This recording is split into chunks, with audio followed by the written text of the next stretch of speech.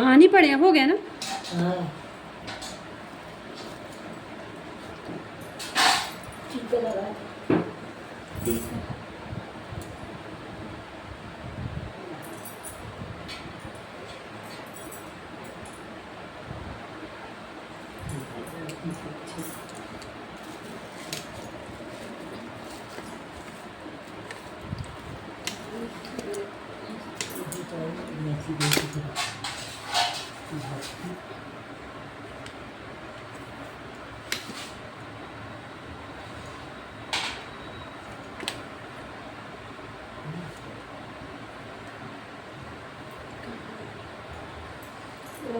मैया की जय।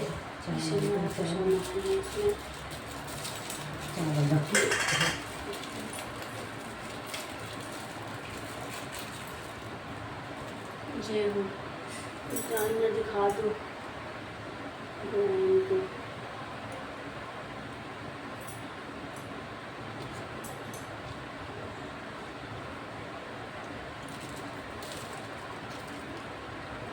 कुछ था थी पूजा में लगता है कह रही थी चढ़ता हो बांस है शायद मेरे को लगता है बांस।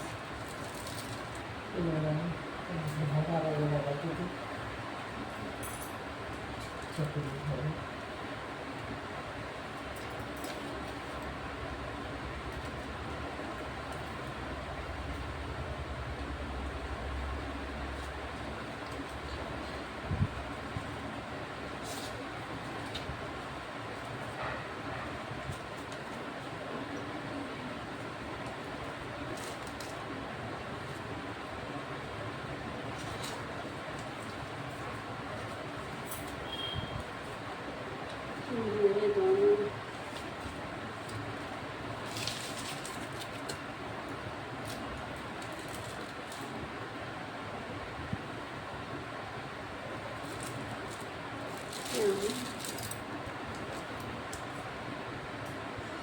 मोती होती काली वाली की पता क्या अलग से आती।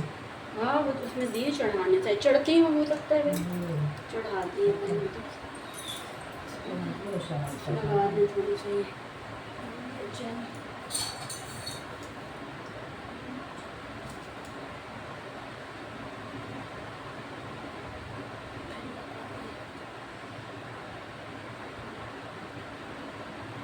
लगा लेना सिंदूर ये पार्वती जी का लगा लो। ये लगा यहाँ ये लगा उनके माथे पे ये देखो ये हाँ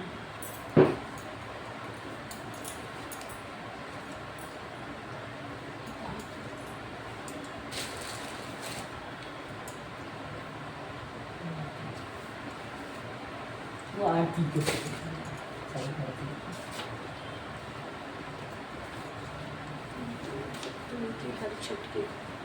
हर षष्ठी व्रत कथा बोलो छठ माता की जय।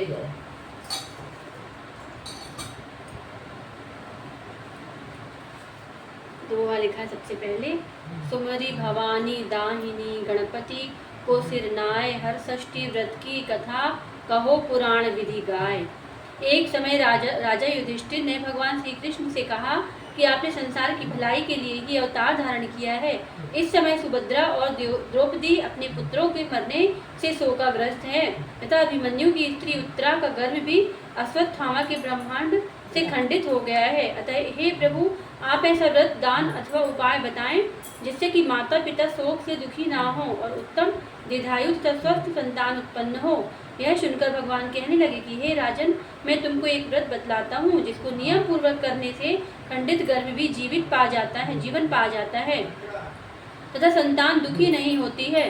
श्री कृष्ण ने कहा कि हे राजन प्राचीन काल में सुभद्र नाम का एक प्रसिद्ध राजा था। उनकी पत्नी उनकी रानी का नाम सुवर्णा था। उनके एक हस्ती का नाम प्रतापी पुत्र था जिसने अपने नाम से हस्तिनापुरी बसाई थी।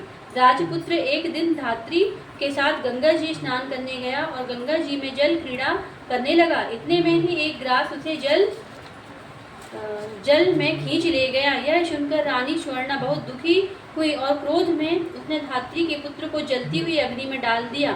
पुत्र शोक में राजा और रानी अपना राजपाट छोड़कर जंगल में चले गए। वह धात्री भी अपने पुत्र शोक में किसी निर्जन वन में चली गई। वह धात्री वहां एक सुनसान मंदिर में शिव जी, पार्वती, कार्तिकेय तथा गणेश जी की पूजा करने लगी। प्रतिदिन पूजन व ध्यान करके वह तृण धान्य तथा महुआ खाया करती थी।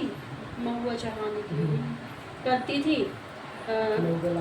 श्री कृष्ण बोले कि हे राजा युधिष्ठिर, इस प्रकार व्रत के प्रताप से भाद्र पद मास की कृष्ण पक्ष की षष्ठी के दिन नगर में एक अद्भुत चमत्कार हुआ कि एक धात्री ने भी उस धात्री के पुत्र को अग्नि में से जीवित निकालते हुए देखा, जिससे उसको बड़ा ही आश्चर्य हुआ। उन्होंने पंडितों से उसके जीवित रहने का कारण पूछा। इसका रहस्य बताने के लिए शिवजी की आज्ञा से दुर्वासा ऋषि वहां आए। राजा ने दुर्वासा ऋषि को आज्ञा जानकर उनकी आगवानी करके आदि से उनका पूजन किया तथा बारंबार नमस्कार करके धात्री के पुत्र के जीवित निकलने का कारण पूछा। दुर्वासा ऋषि ने कहा कि हे राजन, उस धात्री ने वन में जाकर नियम पूर्वक अति भक्ति भाव से शिवजी का, स्वामी कार्तिकेय का, पार्वती जी एवं गणेश जी का ध्यान पूजन स्मरण श्रद्धा सहित तथा नियम पूर्वक किया है। यह उस व्रत का ही प्रभाव है जिसके कारण धात्री का पुत्र जीवित मिल गया है। अतः आप भी वहां जाकर यह धार्मिक कर्म करें। श्री कृष्ण जी ने राजा युधिष्ठिर से कहा कि हे राजन, राजा और रानी ने दुर्वासा ऋषि को विदा कर दिया। तदुपरांत वे दोनों धात्री पुत्र सहित वन को गए। वहां राजा, रानी तथा धात्री पुत्र ने उस धात्री को भगवान शिव का पुष्प पलाश ढाक के नीचे अति श्रद्धा, उसको खाना दे देना, अति श्रद्धा के साथ पीछे से बटन ऑन करो, श्रद्धा के साथ पूजा, उसको खाना दे दो, मौली अर्चना करते हुए देखा। राजा ने धात्री को उसके पुत्र से मिला दिया। धात्री ने राजा को इस उत्तम व्रत के महात्म्य को सविस्तार बता दिया। उसने कहा कि हे राजन, जिस दिन से आपके भय से त्रस्त में यहाँ आई हूँ, मैंने केवल वायु, पार्वती जी एवं श्री गणेश जी का ही पूजन किया है। एक दिन आधी रात के समय स्वप्न में भगवान शिव ने मुझे दर्शन दिया और कहा कि तेरा पुत्र जीवित हो गया है, क्योंकि तूने हमारा व्रत एवं पूजन बड़ी श्रद्धा तथा भक्ति के साथ किया है। यदि तुम्हारी रानी भी इसी पुत्र को विधि पूर्वक करे तो तुमको भी उस व्रत के प्रभाव से पुत्र की प्राप्ति होगी। भगवान श्री कृष्ण ने युधिष्ठिर से कहा कि राजन, भादों के महीने में श्री कृष्ण की षष्ठी को यह उत्तम व्रत करना चाहिए। उस दिन प्रातः काल स्नान करके क्रोध, लोभ, मोह त्याग कर व्रत को नियम पूर्वक करना चाहिए। जब तक व्रत रहे किसी जीव की भी हिंसा न करें। व्रत संपूर्ण होने तक चींटी आदि का मार्ग भी उल्लंघन न करें तथा दोपहर के समय मित्रों सहित पलाश ढाक तथा कुशा के नीचे भगवान शिव, पार्वती, स्वामी कार्तिकेय तथा गणेश जी की मूर्ति स्थापित करके धूप, दीप, नैवेद्य आदि से विनम्र भक्ति भाव से पूजा करें और प्रार्थना करें कि हे सौम्य मूर्ति, पंचमुख, शूलधारी, नंदी, श्रृंगी, महाकाय आदि गणों से युक्त आप भगवान शिव को मैं साष्टांग नमस्कार करता हूँ। शिव हरकांता, प्रकृति श्रेष्ठ हेतु सौभाग्यदायिनी गौरी और माता पार्वती को मैं नमस्कार करता हूँ।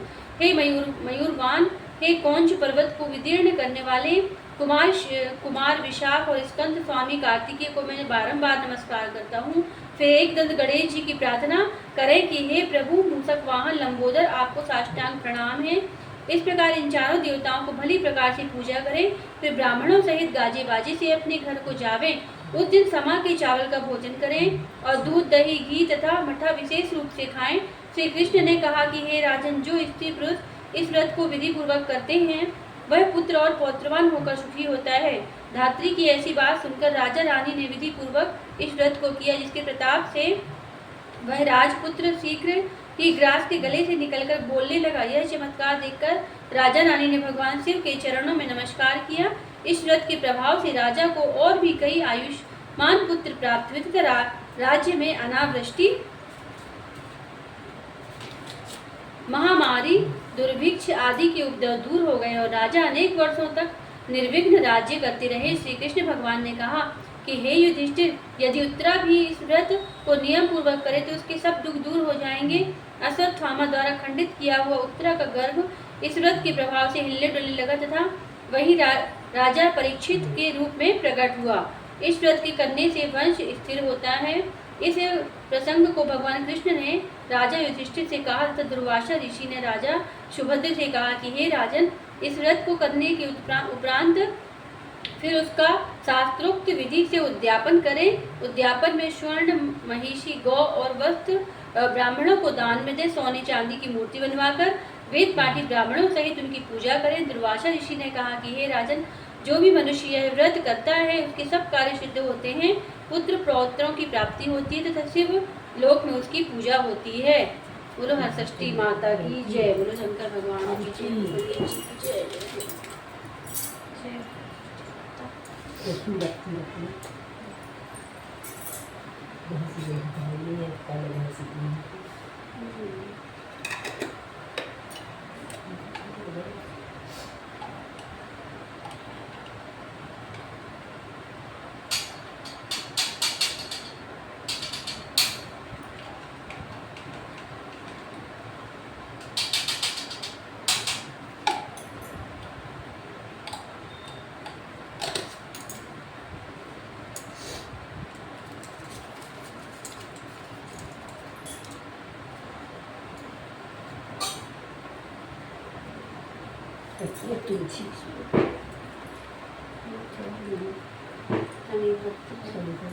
चढ़ा दिया था,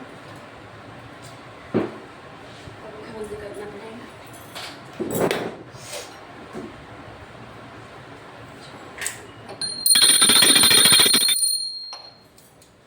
इसमें जल उतारना है भी, मतलब बाद में जल उतारना पड़ता है ना। पपड़िया में हाँ, ये सबका ऐसे भोग लगा के चलो घुमा दे। पपड़िया में जाएगी, इसमें तो डाल दे सब। गाय को तो जाएगा ही सब, ये पपड़िया पूरा के लिए गई है कुछ आएगा पूरा कुछ बढ़िया इसलिए।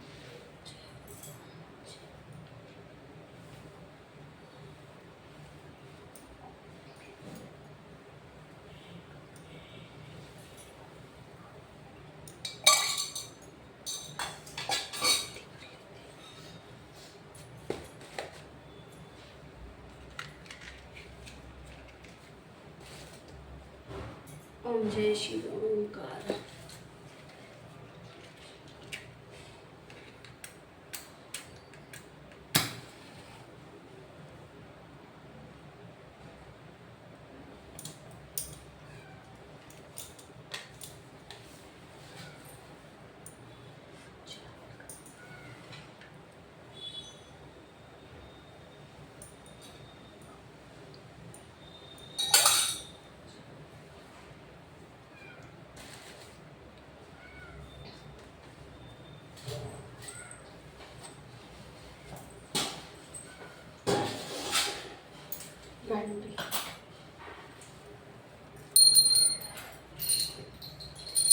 ओम जय शिव ओंकारा, स्वामी जय शिव ओंकारा। ब्रह्मा विष्णु सदा शिव अर्धांगी धारा। ओम जय शिव ओंकारा। एकानन चतुरानन पंचानन राजे, शिव पंचानन राजे। हंसासन गरुड़ासन वृषवाहन साजे। ओम जय शिव ओंकारा। दो भुज चार चतुर्भुज दस भुज ते सोहे, शिव दस भुज ते सोहे। तीनहु रूप निरखता त्रिभुवन जन मोहे। ओम जय शिव ओंकारा। अक्षमाला वरमाला मुंडमाला धारी, स्वामी मुंडमाला धारी। चंदन मृग मदलोचन भाले शशिधारी। ओम जय शिव ओंकारा। करके नाथ कमंडल चक्र त्रिशूल धरता, शिव चक्र त्रिशूल धरता। जग करता जग हरता, जग पालन करता। ओम जय शिव ओंकारा। ब्रह्मा विष्णु सदा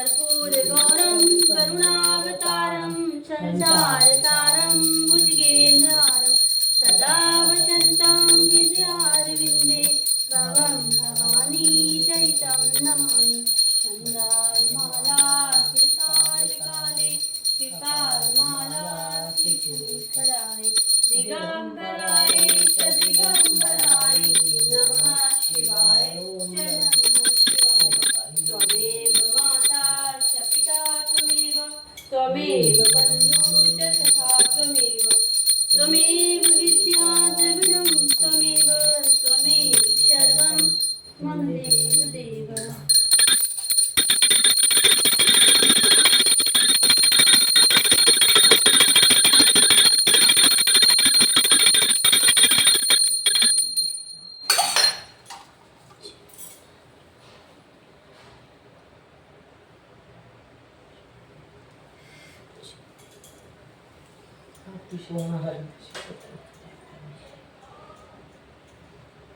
आरती